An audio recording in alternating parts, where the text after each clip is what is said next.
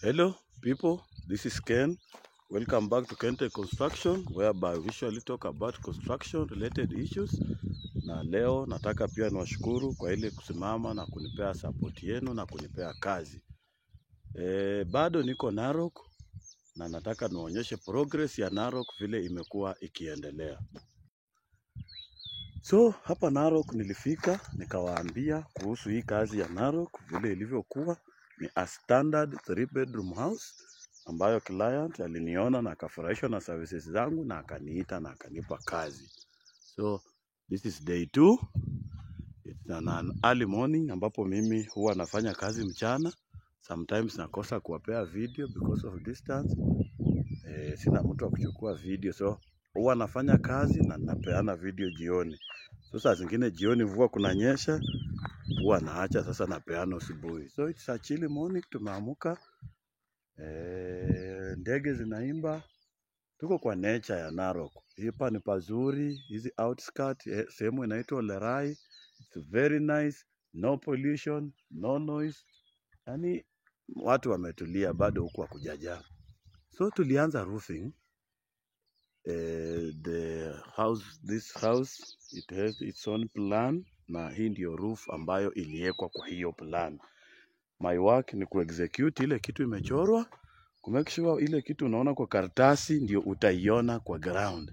So Ken nilikuja, I came with a team of 3 people plus me. Now we are 4.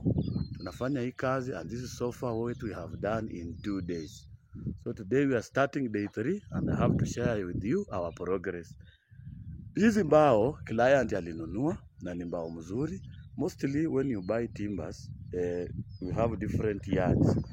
Ukipata mbao refu, kuna zile yards wanauza mbao refu like 20 feet, zile zimepasuliwa na sawmill. Zinafanya kazi sometimes inakuwa rahisi kidogo because huwa hakuna kuunganisha kwingi, na zingine zikiwa fupi fupi utaunganisha sana. Though nyumba huwa iko na sehemu ya kuchukua mbao mrefu na mbao fupi. Hiyo yote ni sehemu ya nyumba, because when you look at this, hizi pia ni mbao za nyumba tu. Zingine ni 8 feet, zingine ni 9, zingine ni 10, na pia tuko na others ambazo zinafika 15, 17. Hizi zote ni mbao tunafatumia kufanya hii kazi, to make sure tunafikia ile matokeo ambayo ilikuwa imechorwa. So as vile huwa nasema normally kwamba hii nyumba ikiwa na hizi kona huku kando inafanya nyumba inakuwa smart kidogo, na ndio inaleta hizi roof ndogo nyingi hapa juu. So mimi najaribu tu kuendelea. The challenge ile ambayo huwa iko na hii nyumba yenye iko na kona mingi ni mabati kukatwa. Na kitambo, nowadays mambo imebadilika. Mtu alikuwa anaona ukijenga nyumba hiyo mabati sometimes tunaweza itoa tukafanyia kazi nyingine huko mbeleni, tukijenga tena tukiregesha mabati mengine. But now this is the design ile ambayo inafanya hii nyumba inakuwa smart na inawekewa hizi kona, na sasa ikishaisha nadhani mtaiona ikiwa very smart. I'm trying to beat time ili niweze kuenda mahali pengine, but wakati niko hapa ndio nimepangia. Hii ndio schedule, na make sure nimemalizana na one client at a time, because mimi sitapeleka pale mafundi at times nitoroke. Some of you huwa mnataka mnione mimi Ken mwenyewe nikifanya kazi, because huwa ninafanya. So hii nyumba ilijengwa kutumia haya mawe, na haya mawe kuna mengine yako hapa kando niyaona yanatengenezwa vizuri, nitawaonyesha pia. So sisi tunaendelea na roofing ndio hii. Ukiangalia hizi mbao ni za blue gum. Some fundis huwa wanaogopa blue gum. Blue gum iko na kazi, huwa inakuja imejikunja kunja. So inafaa you straighten them. Zikisha kuwa straight ndio uweke kwa nyumba. So kama hii tulieka blue gum itengeneze trusses na corners, lakini zile purlins zenye mabati yatalalia tukachukua cypress. So tulifanya blending ya blue gum na cypress. So here is the house. Ndio hii, at least tumeshaguza kila kona. Tumeshaipea ile main skeleton ya roofing. Sasa ni kuanza kuweka tu hizi za kuongezea, what we call rafters. We have already put on the trusses, corners. Now it's just putting on the rafters and purlins. Once we've done the rafters and purlins, we do the fascia board fitting, and we start, we apply the wood preservative, whereby huwa tuna apply ikiwa juu, kwa sababu wood preservative hii, I don't know how it was designed, kuwa ikikaa sana kwa mbao inaanza kuparara, hiyo preservative inaanza kupotea. So mimi huwa na prefer, once I'm ready to put on the mabati, hapo ndio naweka the preservative. So hii naweka preservative tukianza kuweka mabati.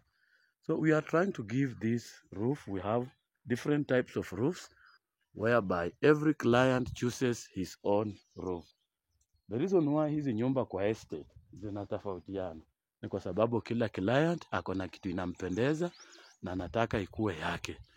Huwa anasema everybody has his own taste and his own choice. Kuna mtu anatengeneza gable roof, kuna mtu anatengeneza flat roof, kuna mtu anaenda roofless, whereby inakuwa tu ni slab imekoroga juu. Those are roofless. There is somebody who will need a hidden roof, somebody will need skillion roof. So everybody has his own taste and his own desire. Kila mtu akona choice yake. That's why the roofs do differ. So once more, I think I should give you the house tour again. So whoever missed that chance, aione leo, na whoever wants to review it, kama kuna kitu hukuelewa, uelewe tena. So the house ilikuwa na porch. As you can see, when we are building, we use this level, which is called the hose pipe. This is a water level, which gives us a level on everything. So kama ilijengwa, pata kama ilishajengwa tayari, we confirm the level because we are the one, not the ones who are there. Lazima tuhakikishe ile kitu tunafanya iko sawa.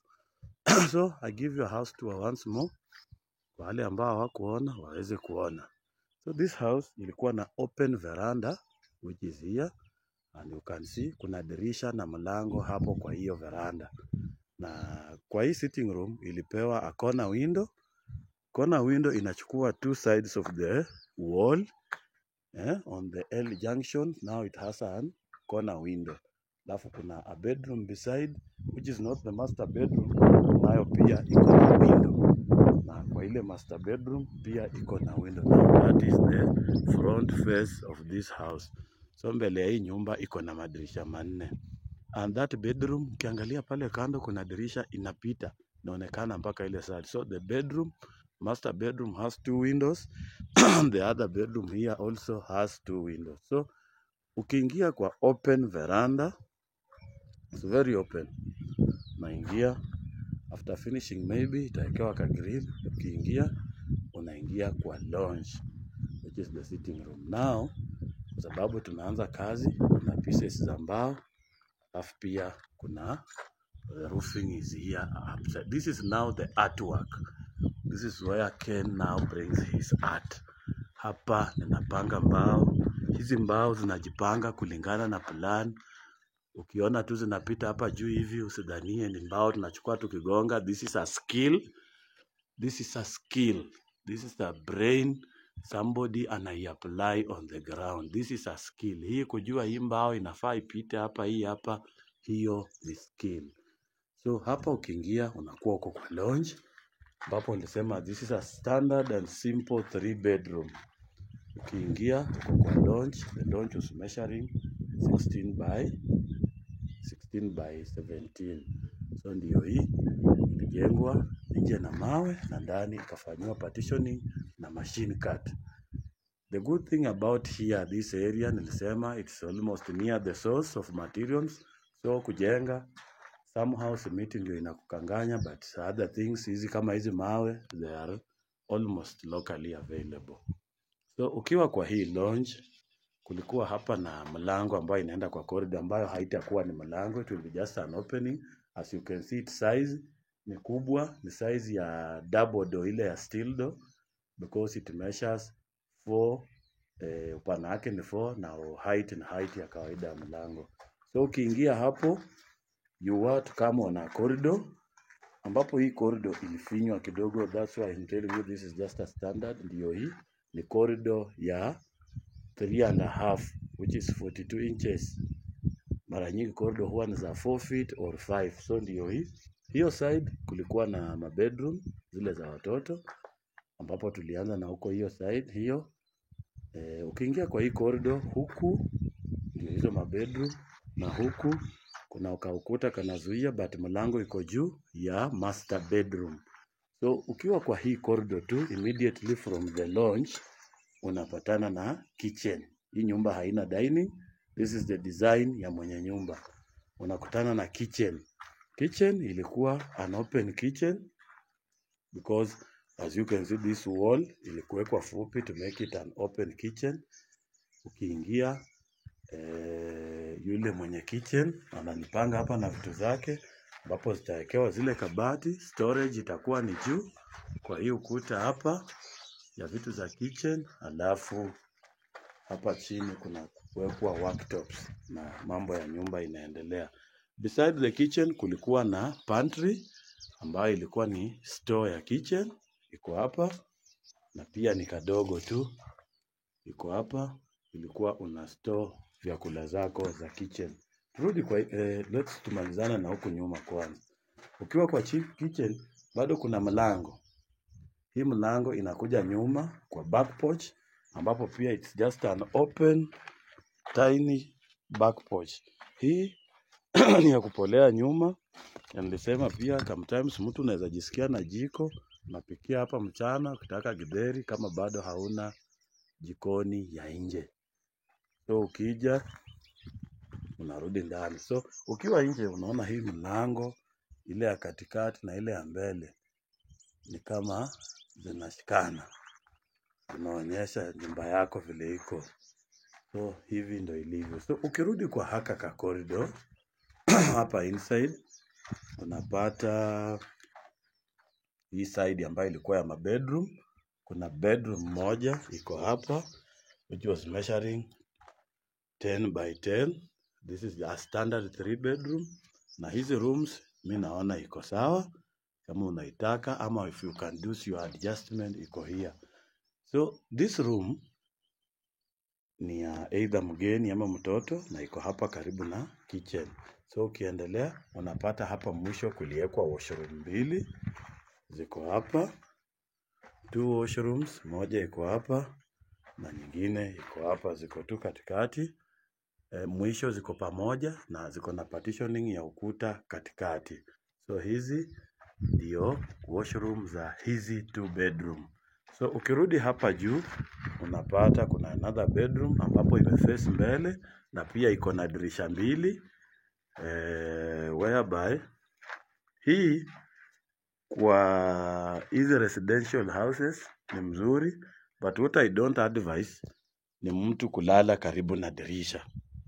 A bed, make sure your bed inasonga somehow mbali na dirisha, because sometimes I go, mimi si kuishi huko but I heard of it. Wale watu walikuwa wanaishi pipeline, wanasema waizi walikuwa wanakuja na kitu kama hii inaitwa tarimbo. This one, waizi wanakuja na hii chuma, anatoboa kioo pap, alafu anakuwekelea hiyo tarimbo. Wewe ukiamuka ameshagonga kioo, amekuwekea tarimbo, anakuambia lete. Usipige kelele, hivyo nao unabecome wewe umekuwa victim wa wizi. So what I don't advise, I need you to start making this room somehow bigger in a way that ukilala kitanda yako isisonge kwa dirisha. So kwa hii nyumba hizi rooms unaweza make one window large. Hizi windows zenu make sure zinawekewa grill vizuri, kwa sababu huwa ziko na mambo mingi. Nao ukitengeneza bed inakuwa somewhere in the middle here, sio kwa ukuta kwa dirisha yenyewe. Make sure your bed haisongi kwa dirisha yenyewe. That's for your safety. Huwezi jua hii dunia mtu anawaza nini. We are different. Kila mtu ana mambo yake. So ukirudi kwa hii corridor Tunaenda sasa kwa master bedroom ambapo ilikuwa hapa, na hiyo master bedroom ndio hii, ilikuwa en suite. Hiyo ilikuwa na bafu kubwa, sababu ndio ya mwenye nyumba, lazima bedroom yako ikuwe tofauti na room zingine. So iko hapa. Sisi tunaendelea na roofing, tunapanga mbao. This is Narok. So ilikuwa en suite, iko na kitu inaitwa washroom ambayo iko larger size. Unaweza weka the toilet and the shower inside it. Hii ilikuwa imetumika kama storage ya hizi mbao ambazo zilitengeneza linto, na sasa zitatumika kwa ngazi ya plaster. So they are well stored here. Na sisi pia tukiwa hapa tunazitunza kwa sababu hii ni mali ya client. So hii room hii sasa ndio kubwa, inamesha 14 by 12 na iko na washroom ambapo ni rahisi sana kupanga ndani vitu zako. Unajipanga, unaweka closet, unaweka shoe rack, unaweka suitcase, unakuwa na changing area. If you feel like if times comes, unaweza weka 2 bedrooms, two beds, lakini zikuwe ndogo ndogo. This room can accommodate all that. So the good thing about this house is that it is a choice of the client. Na client kama amefurahishwa na ile kitu anajenga, wewe ukitaka you can make an alteration kwa yako, na pia tunakuja tunakuchengea with your design. So whoever needs this such a like, tafuta Ken. Mimi nitakupea hizi vitu zote, make sure umepata kutengeneza mjengo kama huu. So my people, as we are continuing with the roofing, nyinyi muendelee na kazi zenu. Wale hawajajenga muendelee kusave pesa na muendeleshe hiyo azimio yenu ya kujenga. Na sisi tuta make sure, mimi Ken tuta make sure you get the value of your money. Watu wengine mmekuwa mkinikomplainia, some of us anakupigia simu, unamcontact because umeona hii, unamwambia I want this house.